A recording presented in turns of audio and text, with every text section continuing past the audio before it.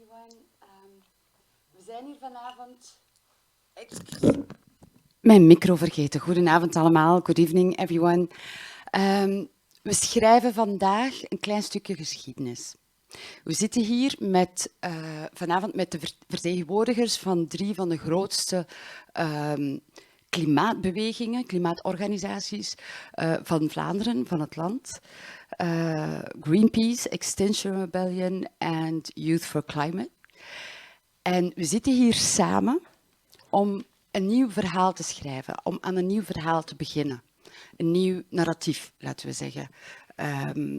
De klimaatstrijden in wat sommigen de Global North dan noemen, zijn ook tot een zekere maturiteit aan het komen, omdat ze zichzelf in vraag zijn beginnen stellen, omdat ze hebben gereisd over heel de wereld in ontmoeting met inheemse volkeren, met grassrootsbewegingen die ook strijden voor het klimaat.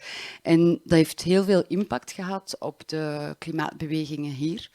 En vanavond zitten we hier omdat jullie 3 klimaatbewegingen alle 3 de In My Name-campagne onderschrijven, ondertekend hebben, mee promoten, mee uitdragen en zelfs verder gaan dan dat. In functie van deze samenwerking gaan we zelfs samen op zoek naar een nieuw narratief en een nieuw verhaal voor de klimaatbewegingen in België. Vooraleer dat we het woord geven aan onze sprekers, even de context schetsen in welke deze gesprek plaatsvindt.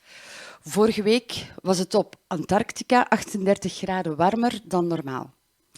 Ik zeg normaal, alhoewel dat normaal echt een obscene woord is geworden in de context in welke dat we leven.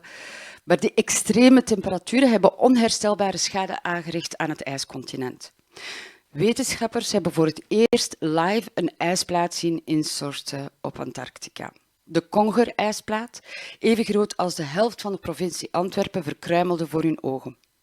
De ijsplaat ligt in Oost-Antarctica, een gebied waarover wetenschappers tot voor kort zeiden dat het de meest stabiele regio is van Antarctica. Als ook Oost-Antarctica begint te smelten, dan kan de zeespiegel 5 keer sneller stijgen dan tot nu toe verwacht wordt. De ineenstorting van de Conger-ijsplaat, een wereldhistorisch evenement, kreeg nauwelijks aandacht in de media. Gisteren, ik weet niet wie dit heeft kunnen volgen, wie dit heeft kunnen lezen ergens, maar gisteren mislukte de biodiversiteitstop van de Verenigde Naties, waar de 164 landen samenzaten, om te proberen een akkoord te sluiten over het redden van uitstervende soorten. We zijn in het midden van de 6e massa-extinctie op aarde. De vorige keren waren meteorieten en vulkaanuitbarstingen de oorzaak. Deze keer treft enkel de mens, of beter het kapitalistisch systeem van uitbuiting, de schuld. Nu al zijn we 60% van alle wildlife kwijt. Meer dan 1 miljoen soorten leven op aarde zijn bedreigd. Als er geen radicale ingrepen komen, verdwijnen zij de komende decennia. En toch mislukte de biodiversiteitstop, om precies dezelfde reden als de vorige klimaattop. Onder druk van volksbewegingen, inheemse bewegingen, klimaatbewegingen en strijden tegen mijnen en pijplijnen maken regeringen van landen uit Afrika, van Zuid-Amerika en uit Azië samen een vuist. Wij volkeren uit de continenten die eeuwenlang de gruwelijke praktijken van de kolonisatie ondergingen, willen wel de biodiversiteit beschermen. Maar dan moeten de landen die eeuwenlang geprofiteerd hebben van de uitbuiting, de VS en de Europese Unie, daarmee voor betalen. Bij de klimaattop in Schotland ging het over een bedrag van $100 miljard per jaar.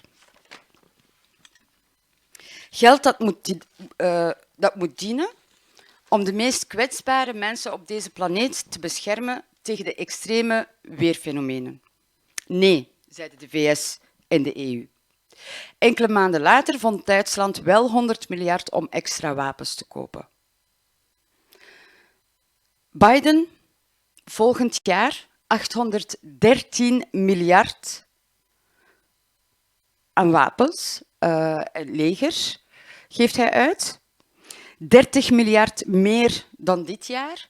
En 30 miljard is op zich al groter dan het volledige oorlogsbudget van Rusland. De Belgische regering, net als de Duitse regering met groene partijen, besloot alleen al de laatste maanden om 11 miljard te investeren in wapens en in het leger. 11 miljard of 1000 euro per Belg. 11 miljard is bijna dubbel zoveel als de overheid jaarlijks uitgeeft aan werkloosheidsuitkeringen. Op de biodiversiteitstop gebeurde het opnieuw. Deze keer ging het conflict over DSI, Digital Sequence Information. Dankzij de nieuwste technologieën kunnen wetenschappers de genetische code van elk levend organisme blootleggen. Op basis daarvan ontwikkelen farmaceutische multinationals nieuwe medicijnen en nieuwe cosmetica, waar dan patenten op gezet worden. Dat is het commercialiseren van indigenous kennis en van de natuur die van iedereen is. En dus vragen de landen uit de Global South een belasting van 1% op alle producten die op die manier verkocht worden. De farmaceutische bedrijven zien een stukje van hun winst in gevaar komen en zeggen niet.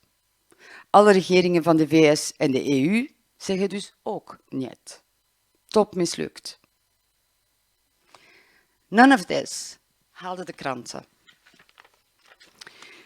Ik stel voor dat we misschien beginnen met een kleine voorstelling van jullie zelf. Hoe jullie actief zijn in jullie beweging. Een beetje van jullie parcours. En ons ook meteen meegeven als feedback op deze intro die cruciale informatie die benoemd werd en die niet komt op de media. Is dat iets dat klimaatactivisten wel bereikt op een of andere manier? Sociale media of via jullie eigen netwerken? Of zijn dat ook dingen die onder de radar blijven bij jullie bewegingen? Laten we beginnen bij Jazz. Hallo, ik ben Jazz, actief bij Youth for Climate, onder andere. En ja, om terug te komen op wat je net hebt verteld, ik denk dat een groot deel daarvan ergens wel onze beweging binnenkomt, dat iemand het wel ergens misschien oppikt, maar dat nog steeds ook een groot deel, ja, dat daar gewoon wordt voorbijgekeken, dat niemand het hoort, dat er niks wordt aan gedaan. En dat is ja echt een schande bijna om te zeggen dat wij als klimaatbeweging ook niet volledig weten wat er elke dag aan de hand is in de wereld. En ik denk dat we daar nog zeker verder op moeten inzetten, op die kennis, onze kennis uitbreiden naar zaken die vooral ook in de Global South gebeuren, want daar hebben we ook bitter weinig kennis over en dat is echt heel erg. Dank je, Jazz. Marjolein? Hallo, mijn naam is Marjolein. Ik ben sinds recent leerkracht geworden in Gent. En daarvoor ben ik eigenlijk 4 jaar voltijds activist geweest bij Extinction Rebellion. Hoewel dat ik nog een jaartje gestudeerd heb om leerkracht te worden ook, juist. Komen die nieuwsjes tot onze oren? Ja. Dankzij Facebook, dankzij mijn bubbel. Maar ik besef ook wel dat het een hele enge bubbel is. Gisteren nog gaf ik les, een hele basische les over duurzaamheid. En vroeg ik gewoon aan mijn leerlingen die tussen de 12 en de 15 zijn van wat hoor je dan als je zegt, als we het over duurzaamheid hebben, wat is dat dan? Eigenlijk wist amper iemand het.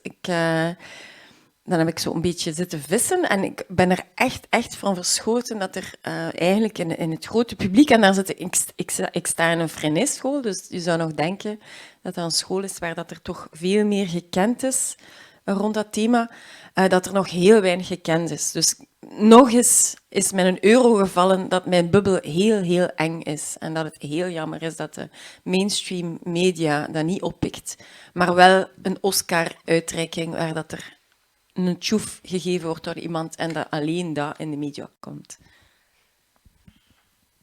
Thank you. I'll speak in English. Please. So my name is Shanturu. and I'm Sri Lankan. I'm a Sri Lankan Tamil, and I've been a human rights activist for 17 years, and the last 8 years I came as a refugee to Europe, and I've been a human rights activist and also climate justice activist. And today I work for Greenpeace International for 2 days, and for Greenpeace Belgium for 2 days. And I represent Greenpeace Belgium today. And yeah, I'm here to echo back all the things you've said, and I agree with the double standards we have as a society. And I feel that we need to come together around a cause which brings us back together. And we thought that the Klimatbeweging could be that moment where we come together. But we saw again how the global minority people, and I want to explain what that means, is the people who are living in the northern hemisphere, who are the smallest population in the world, occupy every space, and how the global majority people are being put aside or pushed out or are not anymore part of the narrative. Though the climate emergency has been part of the life of many people from the global majority. Yeah, thank you. Thank you, Shanturu. Maybe we can start with you. As for Greenpeace, I wanted to read a small part of a letter I got, publicity marketing that I got from Greenpeace this week in my in mijn brievenbus.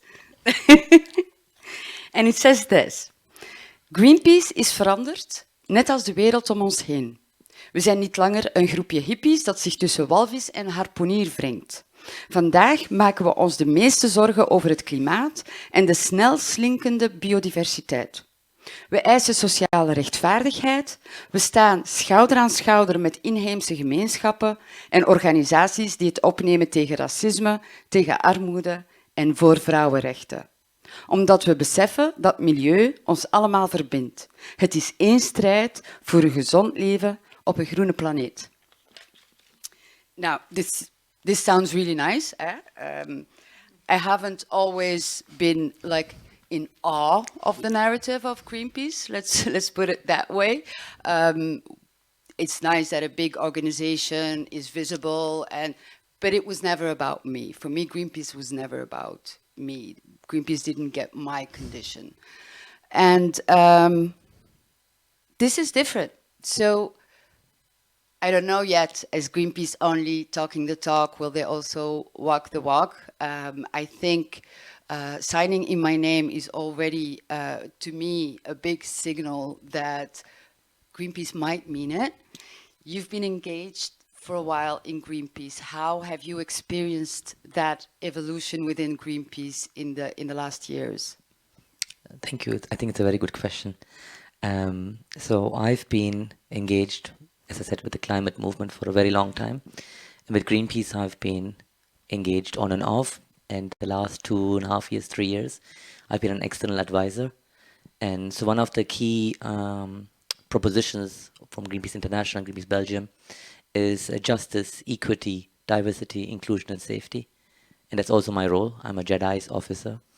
And this officer role, or this role, was basically to initially externally give advice on the blind spots and what needs to be done to address these blind spots. And then it was taken forward where this has to become priority within the whole movement to be relevant. And what you're reading there are words, and these words have been there kind of part of the principles for at least from 2009.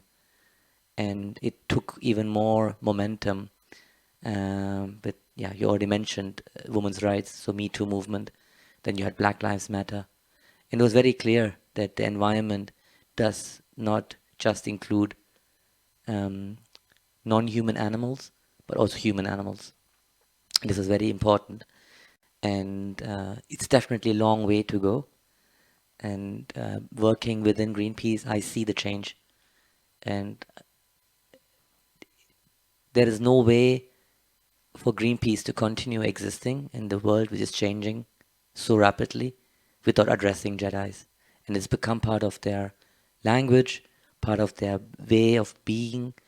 And of course, there are many faults, but I think Greenpeace is really trying to make sure to decenter this organization which was founded in Canada and took up this huge challenge to address the environmental issues with their privileges, and now noticing that the most affected people in areas are at the brink of truly facing not only extinction but a genocide. And this is, I think, one of the core elements of Greenpeace at the moment.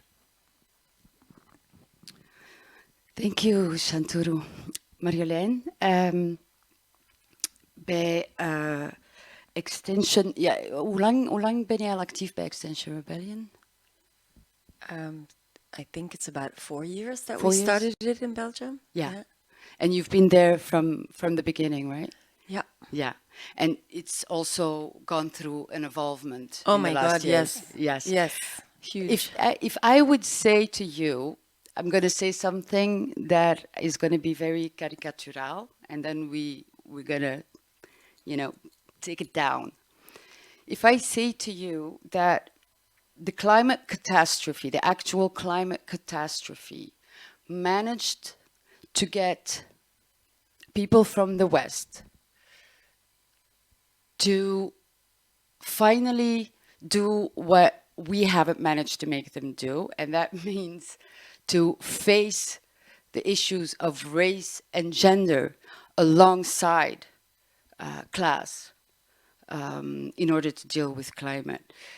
If I say that, is this something that resonates, that climate maybe is the one that forced in the West white people to face issue of gender and, all the people that were the norm to also face those who are not, the issues of those who are not the norm?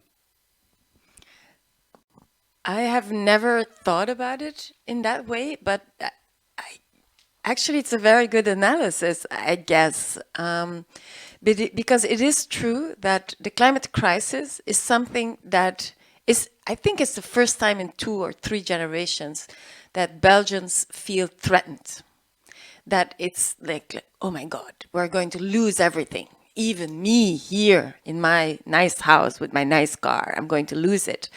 And maybe that has, in fact, helped those people to feel what it is to be threatened, and maybe feel what it is to not be considered a citizen in Belgium, or not be considered a normal person because they have another gender, or not be considered a normal Belgian because they have another skin color. I think, yeah, if I look at, because I'm coming from a very privileged background. My family has never really had any financial problems. We are all very educated in the family. So it has never been an issue when I was a child thinking about these things. And it's true that at least for me, it has been an eye-opener, and I'm actually hoping that it can be an eye-opener for the majority of Belgians. I think we still have a way to go, but it could be that the climate crisis might be that door that we need. This little, in Nederlands, een kiertje, so that we can push the door. Thank you, Marjolein. Jazz, I'm going to switch places with Hannah because I thought it would be more interesting to have maybe someone of your own generation to talk with you. Thank you. Yeah, so as we heard in Rashida's introduction, Youth for Climate also signed the petition. Can you tell me, like, why and what were the conversations surrounding the campaign within your organization? Um, I think this is, well, maybe not the first time, but one of the first times Youth for Climate actually started doing something that is on its way to being more intersectional and working more on diversity, because it has been a issue within our organizations for the last 2 years, 3 years. And I think it's an improvement. We're not there yet, but we can finally start talking about it and do something about it. Especially, I think our role in this is especially educate young people. We have a lot of new young members who join and who actually don't really have any idea what was discussed before, like how the climate movement is also related to gender and to women's rights, to all these other issues. And so we can play a key role in this, like tell them, like, yeah, there's also this and there's this and this that you need to pay attention to, where you need to think about, because everything is related within the climate movement. But you say those conversations about intersectionality just started within your organization, so how are you then, are you going to educate other people?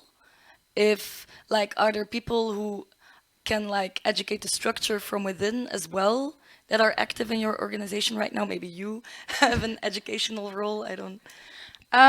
We started doing intersectionality trainings, which was a very big step. It was also it was quite hard to organize, because since there are so many young people coming from very different backgrounds, but mostly very privileged backgrounds, and they come in and they have absolutely no clue, and they don't see the point in doing these trainings, in working on this. So we started looking for someone who can help us in this. And so when we know, we can teach the next generation, and they can teach the next generation.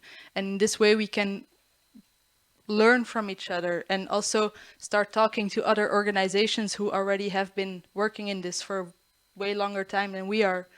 And that way I hope we can move forward and keep doing it. Yeah, that's nice. It's also nice that you say yourself that, like, the organization itself in its structure is, like, quite privileged, because, like, I am also part of the youth, but I've, like, never been tempted to participate in Youth for Climate, because I didn't see myself in the people that I saw on the marches. Like, if I assume that's something that you guys also want to change. So, like, if I were to join Youth for Climate tomorrow, how can you, like, make sure that I feel safe, and that I don't have to, like, have a struggle within a struggle, that I'm not fighting for two causes at once? I think at this point, I'm going to be very honest with you, I don't know if we can provide that to you. We're working on it. We're organizing the intersectionality trainings. We did a first one to see what the input was from the group, and now we're working towards the second one. So I don't think we're there yet. And it's very true. Our marches are extremely wide. A lot of young people who come from privileged backgrounds, who don't really have anything to worry about. They can go to school. They don't have any issues with being hate crimed in the streets. The only thing that we do, I think, have that is quite diverse in our group is the gender balance. It is a lot of queer people, actually, and in that way, maybe we can see how we treated that and also shift it towards people who have migration roots, who don't live in Belgium or who don't come from here. Yeah, I think it's nice that you're, like, so honest about that within your organization, and you're starting to talk about that, because, like, intersectionality is not just, like, queerness or color, but it's also, like, for example, disability, because, for as like for what I know of your organization, it is quite focused on marching, but like the act of walking is also a very particular thing to do. Not only because you, when you go to a march, you have like the possibility of running into police, but also just walking down the streets. Maybe not all the streets are as accessible. Like, are there conversations in how you can do actions where you don't have to be able to like walk down the streets? I think for sure our primary point and the first thing we do is marches, and besides that we do some other actions that don't involve marching, but being honest here again, it's still also a huge problem. Like, it's not something we talk about in our little group of people that are active. There is no one who can also tell us about this, because I think we are not accessible in that way, and we need to open our eyes more to it. And personally, I've never really thought about it. So I can say that me as a very privileged person in that way is like, oh yeah, another point. We need to start working on it, because there's so many things and we need to educate ourselves. And since we are young people and so many young people coming in, it's like a shift every year. It's new people, and most of the people who started already left the group. And that's why it's also, I think, very hard within our organization to work on like long-term things as being inclusive, because every time new young people come in and they don't have any idea of what's happening. So we need to start from zero again and again and again and again and again, and it never stops.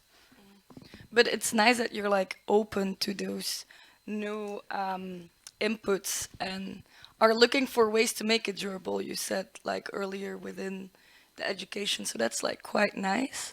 And like in the topic of durability, so the campaign ends on the 17th of May, but of course the problem won't go away. It would be nice, but I don't think It so. would be. What after 17th of May? Honestly, I don't really have an idea. My work within Youth for Climate is mostly focused on being more inclusive and mostly on the internal workings of the organization. It wasn't in the beginning, but now it has shifted to that, because there were so many problems with new people coming in that we always had to start over and over again, that most of us lost motivation to also educate people. And I think that's maybe for us as young people more important to focus on: how can we make those changes durable? How can we take them with us, and so that the next generation also can learn from it and go further with it? Because now there's no structure in place to do that, besides an intersectionality working group that works on the trainings, but everything is in baby shoes. Since we are also in school, there's a lack of time. Always different people who say, I can do this, but have no clue of what's happening in the other working groups. So we miss a bit of a cohesive structure to make big changes. Is your structure of your organization a more like horizontal or more hierarchical? My hierarchies. Like, how does that work? Is there somebody in charge who can like connect the working groups? Yes and no. We try to be as horizontal as possible, but since we are all mostly people from high school and university, it's always different people. So we appoint we call them a head person, but like one person in charge of a working group who comes together every month to tell the update. And in that way, we try to get an overview of what's happening. But since the head people also don't come to every meeting, is mostly big chaos, and it always falls back down on the same people who put in all of their free time to do everything, and it's another working point. But like, you're open to it. You're working on Of it. course, we're extremely Yeah. open. We want to learn. I think because if we're not, how can we even exist as an organization? We need to learn from our mistakes, also from what happened in the past, and we need to try and change it. Because otherwise, we might as well just say, let's just stop right now and go sleep. Yeah, that's true. Thank you for your honesty. I'm going to pass the mic back to Rashida. Thank you, Hannah. Before we go to the last part of the conversation among ourselves, because I would like to leave a bit of time for if the public wants to intervene. This last part will be a conversation among you as representatives of an organization or network, looking forward. So we're taking taking in a lot of new insight, making a lot of new connections, and thinking this intersectional approach in which we join the indigenous and ancestral practices, and we learn from them. We in this process, I would like today to do a small exercise where you're going to pretend you're in a meeting, a brainstorm meeting of your 3 organizations together to talk about post 17 May. Because it's normal you don't know yet. We haven't talked about it. I mean, we don't know yet. Nobody knows yet what are we going to do, because now we're so focused on getting those signatures, because we're going to get those signatures. And but now maybe we can do already a small exercise of, let us watch how you guys have a meeting. In 5 minutes, react to each other, give feedback, put ideas. Shanti, can I ask you to launch the first idea? Because I'm sure you've already been like blah, blah, blah, knowing how. But can I ask Yes? for clarification? Yes. So after the 17th of May, so we know that law is going to be proposed. Yes. Right? But it hasn't been proposed yet. No, Or- it's after this. When we get the signatures after 17 May, they will have to discuss it in Parliament, and then there's a whole part of lobbying with, politicians, parliamentarians, and so forth and so on, and putting pressure to see what we can get out of it, of the demands that were written down by undocumented people themselves. So after the 17th May, there's the negotiating part, and we don't know whether they will negotiate. We don't know whether the government will fall over this, because we know that the coalition was made on bepaalde afspraken. Touch wood, because I want them to stay at the table and to talk. We'll see. But like Hannah says, this definitely will not stop, because this is essential. We're talking here about the most invisibilized people of our society.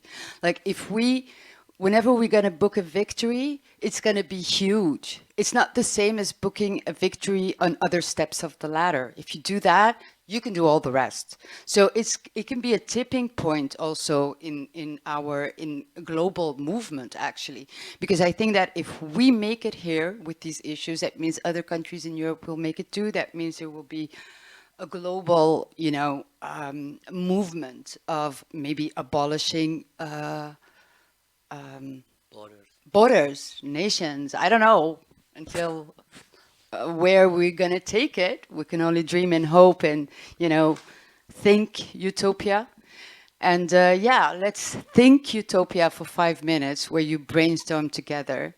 So think big, be very ambitious. How are you going to make this happen together? I think my first proposal will be, when these sort of tensions happen, I like to go back to the words of Martin Luther King Jr. I think we should do a non-violent direct action. Because that's the only way we can create creative tensions for people who are not willing to hear us and listen to us. And I think on May 17th, once we get there, we need to show them that we can come together with Greenpeace, Youth for Climate, and Extinction Rebellion and say, we are here for all the people, not only for some people. And we're going to fight together so that we can take away these double standards of opening the doors for some and closing the doors for others. This would be my proposal. Yeah, I completely agree. I think it's important. We've been talking as climate movements a lot about this intersectionality, but maybe we really need to take it to the streets where we come from. Like, show the people in the streets that we also stand for those issues and not only the climate movement. Yeah. No disagreement here. I'm trying to think big, huh? Where are we going to do our action? I already know who to basically block, which car. I'm already thinking about it, but again, right, I have but some... not one car. I mean, if we can get all these youth, we can block a lot of cars. Yeah, because it's kind of weird, right, that we spend half our tax incomes for people who are sitting there. Like, we've got how many governments? 6 governments? 5 governments? 7? 8? I don't know. How many governments are there? I mean, I'm so... Like, 4 governments, right? Like, I think 7, yeah, we've got answers. So we've got, the audience is very active. So we've got 7 governments. So let's say each government has their own number of people. So if you block all of them for 1 morning and 2 mornings, what we did in the UK, I mean, not we, like Extinction Rebellion did this in UK. And I don't know, reclaim our city, you know? I think Brussels is our city, right? I don't know. I'm thinking out loud. And I can't propose all these things as long as...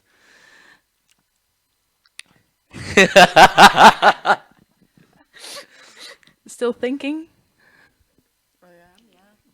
Yeah. Maybe we should be a bit discreet. No, I think we are living in a democratic world. I mean, I was afraid of saying these things in public. If I was living in Sri Lanka, I would be murdered right now. As a Sri Lankan Tamil person, seen as a black person in my part of the world, and knowing that my mom was murdered 26 years ago on the 25th of March for being a human rights defender, for fighting for people's land, I think I have nothing to lose now.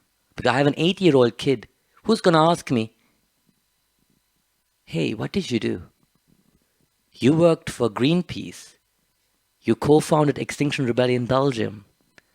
You've been doing so much. You came all the way from Asia to Europe. What did you do? So I think we need to be transparent, open about it, and we should let them know we are coming. And I think if they are watching, they will know that we are coming. And they can't escape it anymore. And that's why I like Greta as well. Change is coming whether you like it or not. But Greta is not the only one. Huh? There have been other great people before Greta. They should be very afraid of us. Because we're with a lot of people and they just don't know it yet. And we can be with more. I was thinking about like the Salt March or something. Yeah, the Gandhi March in that.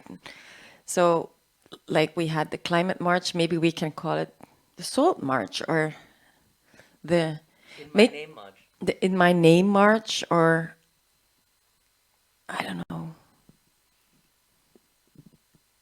I'm already seeing it. Yeah, and I think that's why I like the title, right? In my name, it's in my name.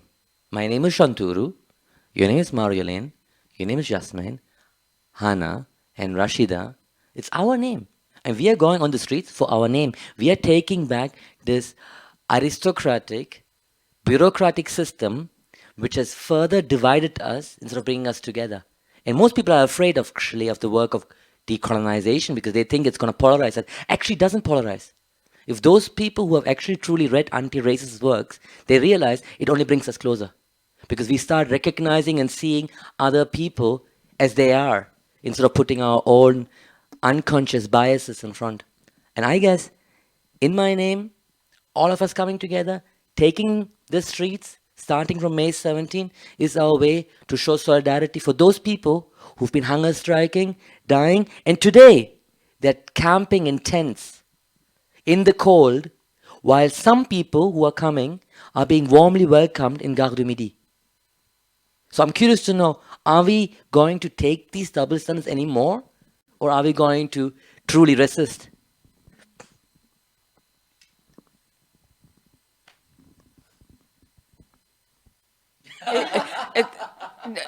You're not expecting an answer to that.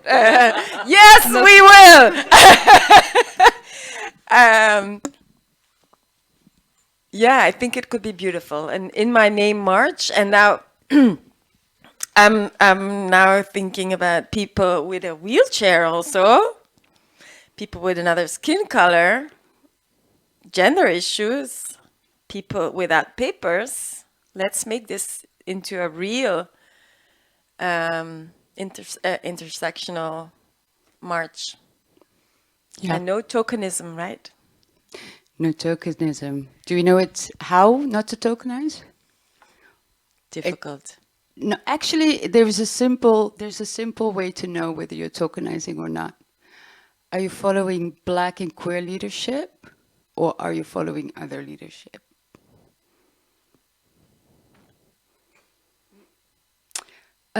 Maybe if the public has some questions or some feedback, or I can't really see the public. You're all good? All good? So, is there anything else you want to share before we close off with some soothing poetry, soothing, powerful poetry? I think we want to ask everyone who's watching this program to sign Yes! in my name. Woo! And I think signing is not enough anymore. I think if you're watching this, you need to make sure that 25 more people, friends, family, brothers, sisters, cousins, community members, whoever, even the person you've been going every day, I don't know which camera I should look into. This camera, right? The one with the red one. Okay. So I'm going to look into the camera because, I learned this thanks to my theater teacher. So I tell you, walk up to you need a supermarket and talk to the supermarket person. Ask them, hey, can I leave some flyers there? Can I ask you to sign every person who comes in? That's the way. That's the way we build power. Because if not, we're going to face a crisis which is beyond what we can expect. And it's called fascism. And I've said it first.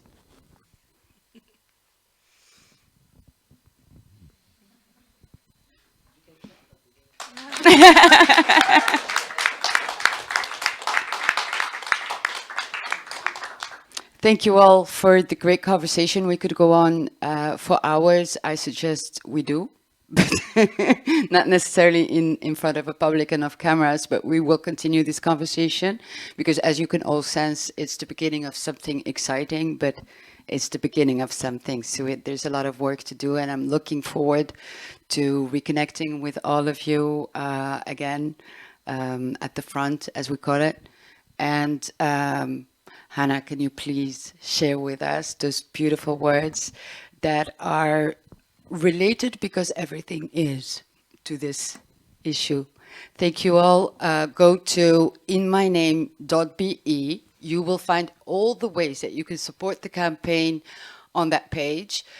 Follow our social media pages to stay aware of everything that's going to come, because 17 May may be very close, but there's still a lot of surprises coming and great actions, great moments still on the agenda. Thank you all for the beautiful evening, and I let you with these words of Hannah.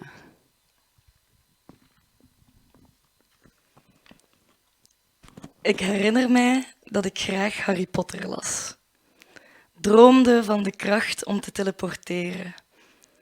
Ik herinner mij dat ik vaak in magische plekken zat.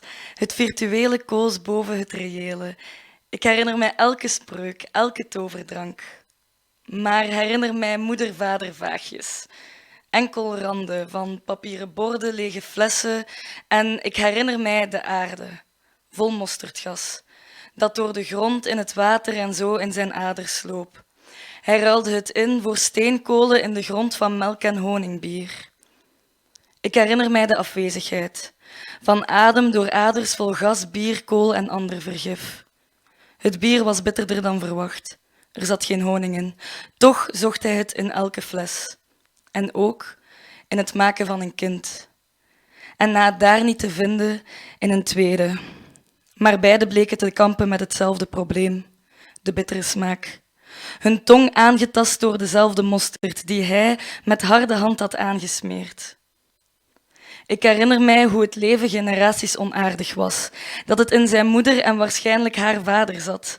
De zaden van de mosterd al eeuwig geplant. Ik herinner mij alweer nieuw servies te moeten kopen. Het eten op papieren borden. Ik herinner mij hoe ik geen honing kon vinden. Enkel de waanzin, door de bittere smaak. En daarin vond ik hem. Ik heb lange tijd gehoopt dat hij werd vervangen door een ander. En nu herinner ik mij hoe mosterdgas in de aarde blijft en je daar niets aan kan veranderen. Hoe zijn bodem was vervuild op dezelfde manier als de mijne, als die van zijn moeder en waarschijnlijk haar vader. En hoeveel ik ook blijf graven, ik vind maar geen honing, noch kolen. Enkel bittere waanzin. Waarin ik blijf graven, dat moet. Ik bots op stenen waar ik niet wijzer van word, maar ik moet blijven graven tot ik kom in kamers vol herinneringen die ik liever gesloten laat. Maar ik moet blijven graven, het vuur in een beker aan mijn eigen lippen brengen, maar ik ben bang dat ik niet kan herrijzen uit de assen. Ik ben geen Phoenix, maar een halfbloedprins. Maar ik moet blijven graven, de relieken van mosterdgas rouwen, teleporteren tussen daar en hier en dan en toen, de toekomst vruchtbaar maken, voor zaden van planten die ons kunnen omarmen. En dan daarvoor te kunnen zorgen. Want wij zijn tenslotte de bodem van morgen. De vaders van de moeders die borden kunnen lijmen, die net als mosterdgas in de bodem kunnen blijven. Ze zeggen tijd heelt alle wonden, maar ze liegen. Het is de zorg, niet de tijd die zal zegevieren.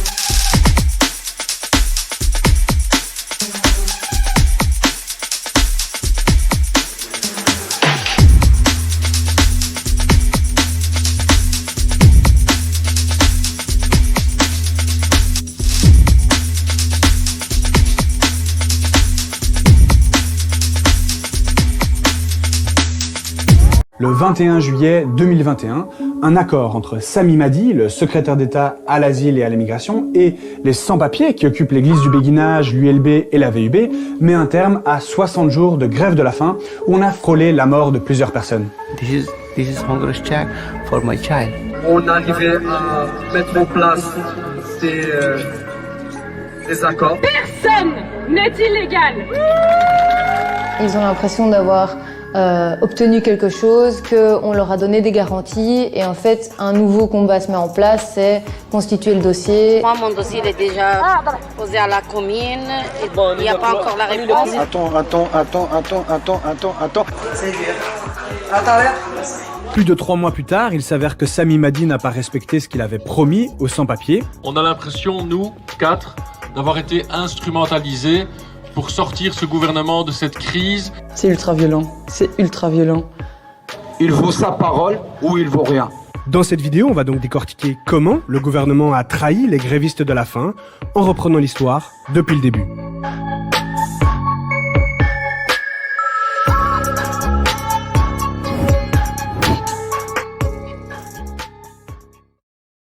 Le 23 mai 2021, l'Union des sans-papiers pour la régularisation débute une grève de la faim, à l'église du béguinage, mais aussi sur le campus de l'ULB et de la VUB. C'est une des suites de plusieurs années de combats de collectifs de sans-papiers en Belgique. En effet, l'accord du gouvernement belge Vivaldi a mis la question des sans-papiers sous le tapis et n'a pas non plus déterminé de critères clairs de régularisation. Résultat, 150 000 personnes vivent toujours en Belgique sans pratiquement aucun droit. On va pas lâcher l'affaire. Vraiment, on va pas lâcher l'affaire. On est là, on reste là, on vit ici, on travaille ici et on meurt ici. Les grévistes de la faim sont en Belgique depuis 10, 15, voire même 20 ans et leurs revendications sont claires. Les 475 grévistes demandent une régularisation collective pour un accès au travail légal et des critères clairs de régularisation. On a essayé d'introduire des dossiers, mais c'est toujours négatif. On ne peut pas être régularisé par des critères qui ne sont pas clairs et qui ne sont pas objectifs. Moi, personnellement, je parle de moi-même. C'est jusqu'au bout. Je veux plus être un esclave d'un patron. Je veux plus être un esclave d'un patron. Je veux travailler légalement, cotiser. Dès le début de la grève de la faim, le secrétaire d'État à l'asile et à la migration, Sami Madi, est clair. I really want to try to convince all persons and all organizations behind it to make sure that they don't give a false hope. There are rules and regulations. Politics needs to have rules. Les lois actuelles de l'immigration sont déconnectées de la réalité. Alors petit à petit, une mobilisation sociale se met en place autour des grévistes, avec les syndicats, des entrepreneurs et entrepreneuses, les universités, le monde associatif, les mutuelles, des activistes et des réseaux de citoyens et citoyennes. Le 9 juin, le siège du Parti socialiste est occupé par des activistes obligeant les ministres socialistes à faire pression pour une solution allant vers la régularisation. Ensuite, c'est l'Office des étrangers qui est occupé. Mais les jours passent et Sami Madi reste inflexible. Le 27 juin, une dizaine de sans-papiers se cousent les lèvres.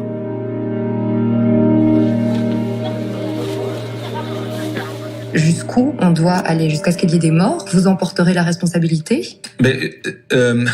Ce que je demande, c'est qu'on arrête de mettre de l'huile sur le feu. Et c'est ça qui m'inquiète avant tout. Qui met de l'huile sur le feu? Mais toute personne qui est présent à l'église du béguinage, la VUB, l'ULB, et qui encourage à ce qu'on continue à faire cette grève de la faim. Une régularisation collective, ça n'entre pas dans la vision du gouvernement et dans la politique que je vais développer. On veut développer une politique dans laquelle on va accompagner des gens à pas seulement retourner dans leur pays d'origine, mais être réintégrés dans leur pays d'origine. My children every time calling, Papa, where are you? Papa.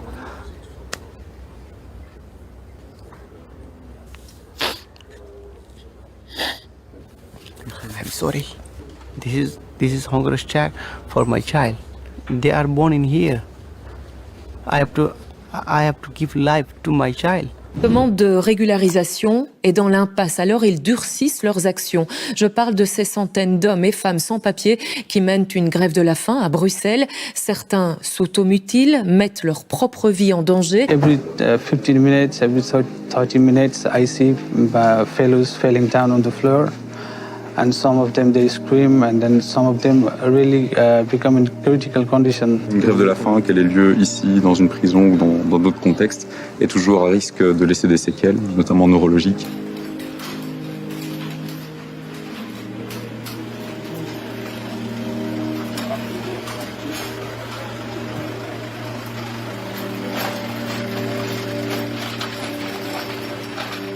Le 14 juillet, les grévistes de la faim s'enferment dans l'église. Le témoignage d'Ahmed, il explique ici pourquoi les grévistes ont décidé de fermer la porte de l'église. On écoute. C'est un signe envoyé au secrétaire d'État, un signe de colère, un signe de mécontentement, un signe de désespoir. Il n'y a aucune piste sur la table à ce stade ? Il n'y a rien. Les sans-papiers ont montré leur accord pour rentrer dans une démarche individuelle et donc pour s'éloigner d'une démarche collective, mais les autorités restent sourdes. Dans les antécédents de l'église du pèlerinage, nous avons eu plusieurs vagues d'actions telles que des grèves de la faim et suivies parfois ou pas d'opérations de régularisation. Cet appel d'air n'a jamais été constaté. Des bouteilles d'eau devant la porte de l'église du béguinage. Certains des grévistes de la faim refusent désormais de boire.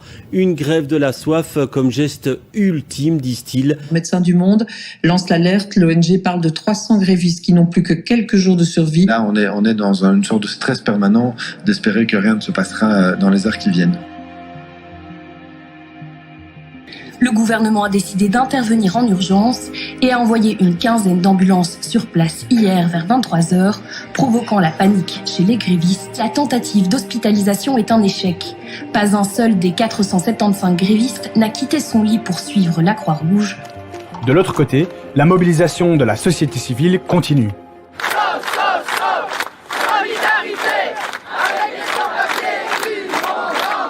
La grève de faim et la grève de soif, c'est pas un choix de nous, c'est la politique migratoire qui nous pousse pour faire ça.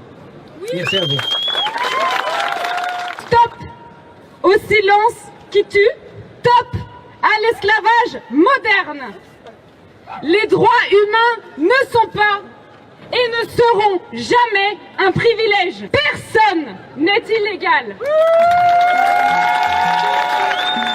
La pression monte sur le gouvernement et le secrétaire d'État, au point que le 19 juillet, Écolo et PS annoncent qu'ils quitteront le gouvernement si un sans-papier venait à décéder. Et ensuite, les députés européens, puis les Nations Unies s'en mêlent.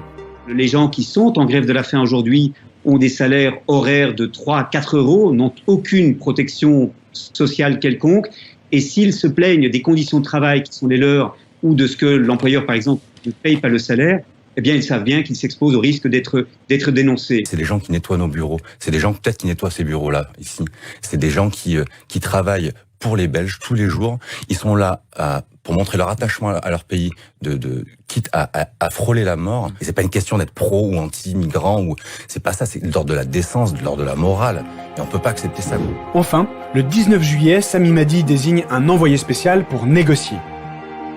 Et 2 jours plus tard, le 21 juillet, jour de fête nationale belge, appris cet après-midi que les sans-papiers grévistes de la faim et de la soif avaient décidé de suspendre pour le moment cette grève. Un certain nombre d'accords ont été mis en place. On arrivait à mettre en place des accords et pour qu'on n'aura plus de stress et angoisse à l'intérieur de Greenpeace, on a pris cette décision d'arrêter la grève de la soif et suspendre pour le moment la grève de la faim.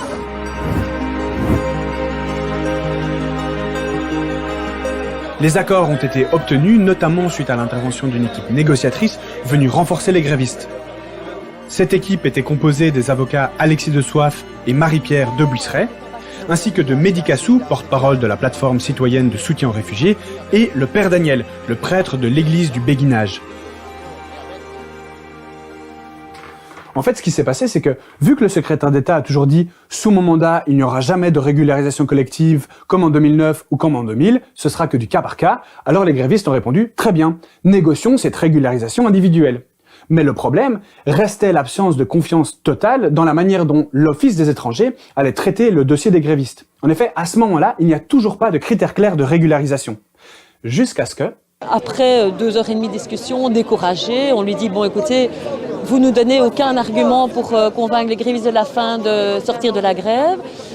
Et parce que tous ces grévistes sont en fait depuis depuis longtemps et sont très très bien intégrés. Et puis là-dessus, Sami nous dit s'ils sont ici depuis plusieurs années, qu'ils sont très bien intégrés, dites-leur d'introduire un dossier. Et puis nous, on se regarde tous les quatre et on se dit il n'a pas l'air d'être d'accord avec son directeur, le directeur de son administration. Donc on se tourne vers le directeur de l'Office étranger et on lui dit « Monsieur Rosemond, vous êtes d'accord avec ce que votre boss est en train de dire? Vous confirmez ça? Vous allez traiter dans ce sens-là des dossiers ?» Et alors il a dit oui, il a confirmé. Le secrétaire d'État a alors répondu que les grévistes de la faim qui vivent en Belgique depuis un certain nombre d'années, qui sont bien intégrés et peuvent produire des preuves de ladite intégration, doivent introduire leur dossier et arrêter la grève, car ceux-là sont dans une situation pouvant donner lieu à une régularisation. Ces mêmes propos ont d'ailleurs été tenus aussi par le directeur de l'Office des étrangers quelques jours plus tôt. Durée de séjour, éventuellement de durée de procédure, avoir des enfants en Belgique qui vont à l'école, et suivre des formations, le travail aussi peut être un élément important. Avoir des parents, des sœurs, des frères, Je pense que la majorité écrasante ne veut pas être régularisée. Si on parle avec les gens individuellement, je suis moins sûr que vous, que je viens de discuter juste au Béguinage avec 2-3 personnes, et si ce qu'ils me disaient est correct, et il n'y a pas autre chose dans le dossier à la FIS, par un témoin, autre public, en condamnation, ça c'est très négatif. Pas excluant, mais très négatif. Mais si je analysais bien ces 2-3 cas, c'était tout des cas positifs.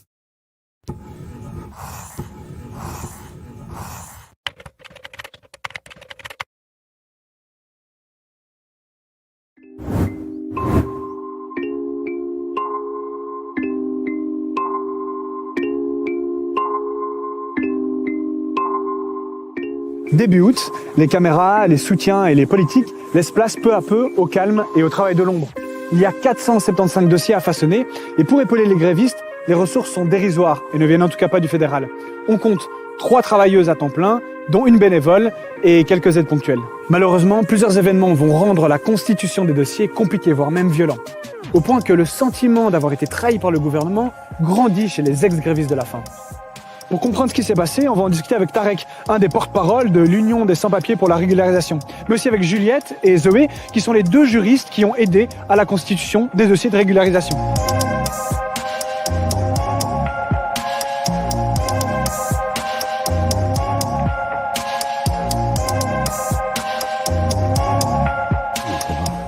On doit gérer. Il doit y avoir plein de trucs dans la tête en même temps. Côté psychique, on était très fatigués après 7 mois d'occupation et grève de la faim. Heureusement, il n'y avait pas de mort. Ça c'est le plus important pour moi.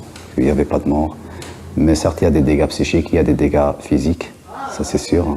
Et moi, je suis parmi les personnes qui ont eu des dégâts physiques et même psychiques jusqu'à maintenant. Des fois, j'arrive pas à dormir.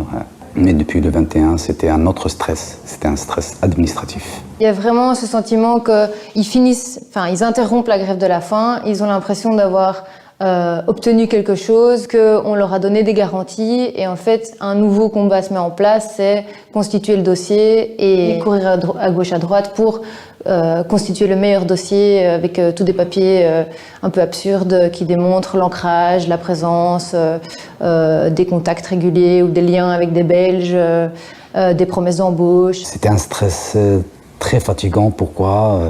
Parce qu'on a cessé la grève de la faim. Sur le champ, on a passé à la constitution des dossiers. Comme vous savez, c'était fin juillet, début du mois d'août. La plupart des administrations étaient fermées, donc les occupants ils trouvaient des difficultés pour récupérer leurs papiers, pour prouver leur ancrage durable sur le territoire belge. On a eu un autre problème, c'est le problème des adresses. Il leur fallait, comme pour n'importe qui, une résidence à laquelle il fallait un contrôle de résidence positif. C'est des gens qui ont qui ont occupé les lieux pendant 7 mois avant l'interruption de la grève. Et donc il y a des tas de gens qui ont perdu leur logement, où il y a des personnes qui n'en avaient pas avant, mais qui n'en ont pas trouvé depuis. Donc c'est pas que la condition soit inutile dans tous les cas, mais dans le cas des grévistes, c'était irréalisable que tout le monde trouve une adresse de résidence qui convenait pour un contrôle dans l'urgence, quoi. On a voulu faire remonter l'information auprès des autorités et on leur a dit qu'il y avait d'autres systèmes, d'autres possibilités à mettre en place et ils n'ont pas voulu suivre notre demande. C'était absurde parce qu'on lui disait mais pour avoir logement, il faut pouvoir travailler légalement. Pour pouvoir travailler légalement, il faut un titre de séjour. Donc le problème était pris à l'envers, ça avait aucun sens. Rester à la maison H24 sans sortir de la maison en attendant le passage de l'agent de quartier, c'est très stressant. Il se peut que même en passant 3 fois, l'agent de quartier ne tombe pas sur le gréviste qui réside pourtant bien dans le logement et que le résultat soit alors négatif et qu'ils ne reçoivent pas leur décision. Le discours de la journée, c'est juste agent de quartier, passage, dépôt de dossier, la décision. C'est ça les sujets au sein de l'Église, il n'y a pas d'autre chose. Je comprends aussi, il y a la pression. Qui est responsable de tout ça? C'est le gouvernement et c'est l'Office des étrangers. C'est une procédure qui est uniquement écrite et qui tient en 10-15 pages. Et qui est donc super facile à déshumaniser. C'est pas un humain dans ce dossier, c'est un dossier. La plupart des sans-papiers disent que l'Office des étrangers prend des décisions aléatoires. Ils se posent la question, c'est qui traite leur dossier? Est-ce que c'est une machine ou c'est un humain? C'est hyper symbolique quand tu vas devant l'Office des étrangers. Tu vois pas à travers, tu ne sais pas comment ça fonctionne en interne. Ça a un impact sur des vies, ça a un impact sur l'avenir des gens. C'est une avocate qui m'a dit ça, Sybille Jouet, qui me disait, mais ce qui est hyper interpellant aussi, c'est qu'on accepterait ça d'aucune autre administration qui concerne les Belges.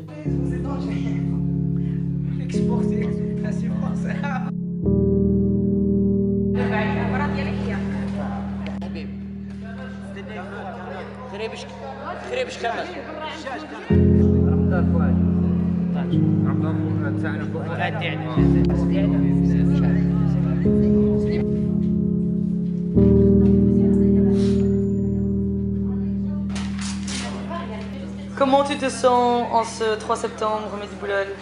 Je me sens pas bien. Moi, mon dossier il est déjà posé à la commune. Il est déjà chez les étrangers depuis le 23. Il n'y a pas encore la réponse. Ils ont dit 3 semaines. On est marre de rester comme ça. Au moins, j'espère.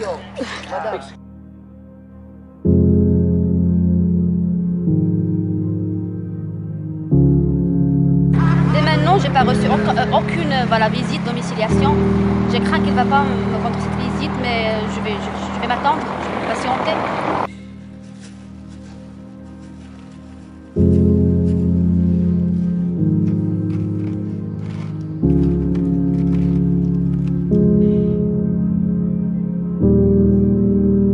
€1 négatif, ça c'est positif. Et qu'on va essayer. Négatif. On attend. Attends.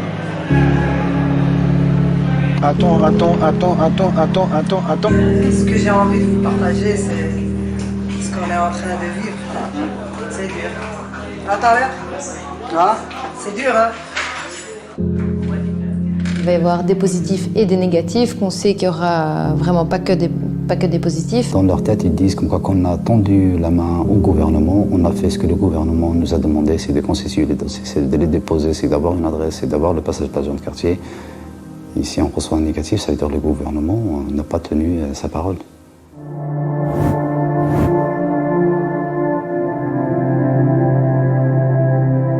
Quelques jours après les interviews de Tarek, Juliette et Zoé, les premières décisions tombent. Et l'impression d'avoir été berné se confirme.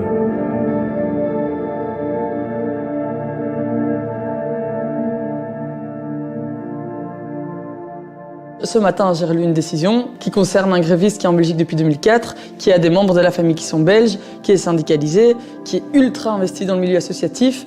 Il a des témoignages de députés. Et il est diplômé au Maroc, et alors il a une possibilité de travailler en Belgique en tant qu'électricien, et c'est dit par son avocat que c'est un métier en pénurie. Donc c'est un super bon dossier, et qui répond non pas à une ligne directrice qui a été évoquée le 20 et 21 juillet, mais à plusieurs de ces lignes directrices. Et donc il a reçu une décision négative, et c'est fou parce qu'à un moment, il est écrit que l'intégration n'est pas un élément qui justifierait une autorisation de séjour en Belgique. Et là on dit qu'en fait ça c'est pas du tout suffisant, mais alors qu'est-ce qu'il faut démontrer ? En fait, c'est impossible à comprendre, donc c'est impossible à accepter.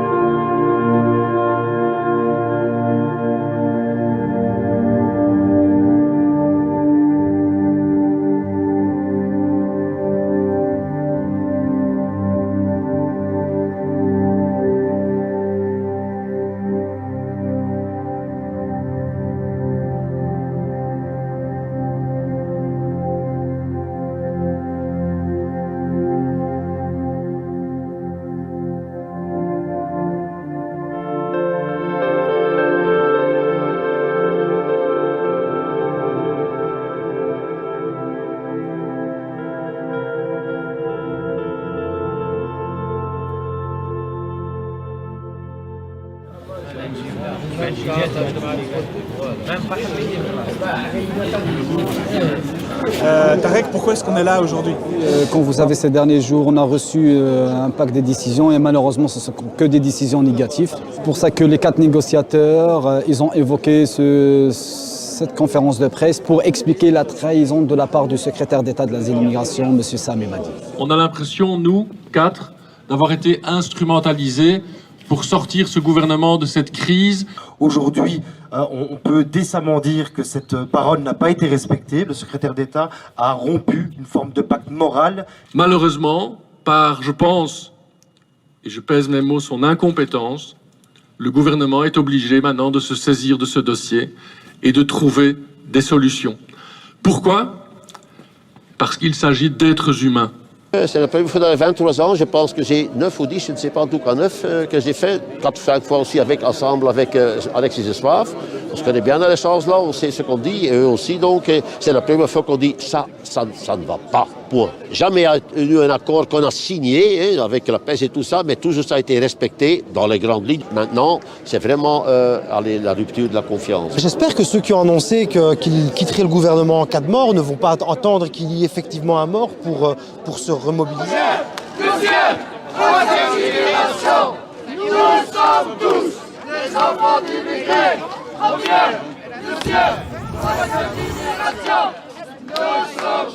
2 mois et demi, ça fera 1 an qu'ils sont ici. Ça a été un sacrifice énorme et avec un espoir qui a vraiment été donné le 21 juillet pour au final avoir ce résultat-là. Et alors en plus, ils reçoivent ça par courrier recommandé chez eux. Ils accompagnent cette décision d'un ordre de quitter le territoire et, très cynique, ils joignent encore une invitation à venir à l'Office des étrangers. Ils ont tous, pour ceux qui ont reçu des décisions négatives, ils ont tous rendez-vous jeudi, donc demain, avec un coach d'accompagnement pour expliquer les différentes possibilités de retour, quoi. C'est ultra violent, c'est ultra violent. La violence est indescriptible tellement elle est énorme. Mon dernier mot, c'est que la lutte continue pour les sans-papiers, pour avoir leur dignité, c'est ça, c'est le plus important. Et qu'on aimerait bien que le gouvernement mette en place des critères clairs et permanents, comme ça on cesse avec tout ça, avec ces occupations et ces grèves de la faim. Parce que ces gens-là, à un moment donné, vont craquer. Je ne parle pas juste des ex-grévistes, je parle de tous les sans-papiers ici en Belgique. Et je crois que le gouvernement a la main et a la possibilité de trouver des solutions.